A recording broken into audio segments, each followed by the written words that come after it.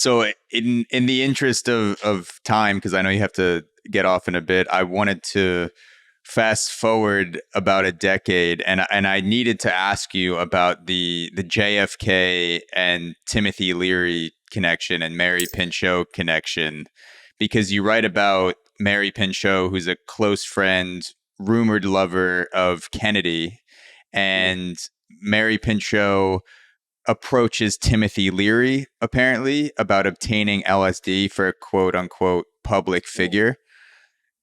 Can you talk about that a little bit? Like, do you believe there's evidence to support Leary supplying Kennedy with LSD or somehow like indirectly being involved with Kennedy getting his hands on LSD?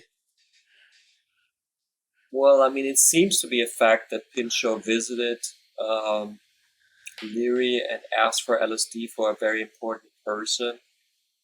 And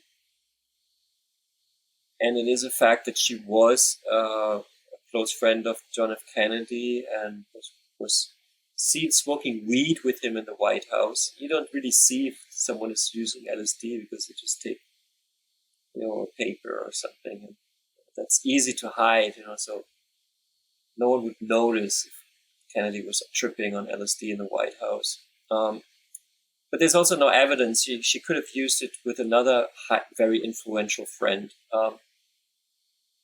There's indications, though, because Kennedy, I mean, if you look a little bit more at his, and I'm really not a Kennedy expert, I also think that probably he's a racist, right-wing kind of guy. Like, I mean, he's better than other presidents, but it's also I would glorify John F. Kennedy, but there is actually, if you look online, you can find a speech that he gave at the American University a few weeks after Pinchot visited Leary.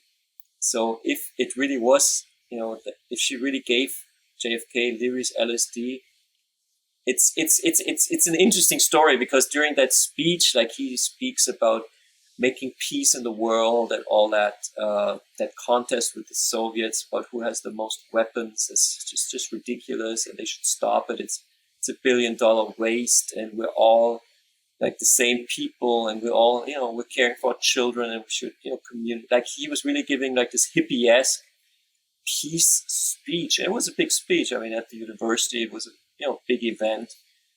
And before that, he was more hawkish, like he was really playing the Cold War game. So it seems like he had a change of consciousness, which is, it sounds like a fairy tale LSD story, but there is a change in him. I mean, the speech is real. So there was a real change in him during the time when he was hanging out with Pinchot in the White House, and she had LSD on her. So maybe it was just a spliff. Maybe JFK said, "Oh my God, I can't take LSD. I'm scared. Yeah. But let's smoke some weed, And even on weed, you could become like a peacenik, I guess. And then, of course, is the assassination of him, which is still unclear why he was assassinated. So obviously, you can continue that story and think that because he becomes a peacenik suddenly, that the multi-billion-dollar arms industries, threatened, and then they decide to, take him out. I mean, it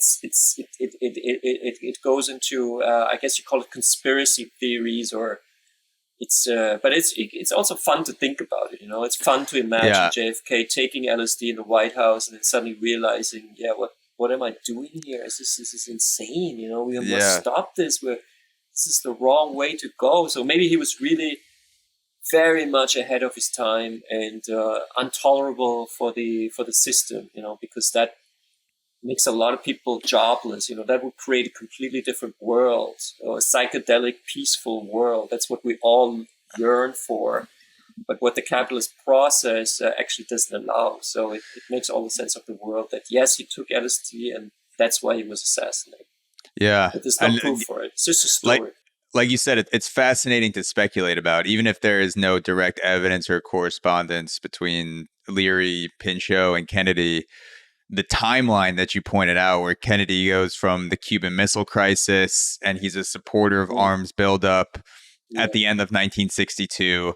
Then he has, possibly a meeting, the meeting with Pinchot and Leary takes place a few weeks after that. then he gives this peace speech I think it's April, sometime in the beginning of 1963 at American University, where he says, and I pulled out a quote from the book where Kennedy says in his peace speech, "For in the final analysis, our most basic common link is that we all inhabit this small planet. We all breathe the same air. We all cherish our children's future, and we are all mortal." And it's like he's expressing this extreme skepticism about building up nuclear arms and continuing a path of violence within months after supporting the exact opposite. So he sounds like a guy that, whether it's psychedelics or not, had some sort of major mind-altering experience. Like it's very hard, especially at that age, to be that neuroplastic and change your thoughts immediately unless someone has a gun to your head. Which ironically he did. Show. Yeah, exactly. So maybe it was all things combined. Yeah, and then JFK gets his brains blown out 6 months later. A lot of people think the CIA was involved. Pinchot gets shot twice in the head 10 months after JFK gets killed. And then Pinchot's diary is stolen, which both crimes remain unsolved today. So it is crazy shit to speculate about nonetheless.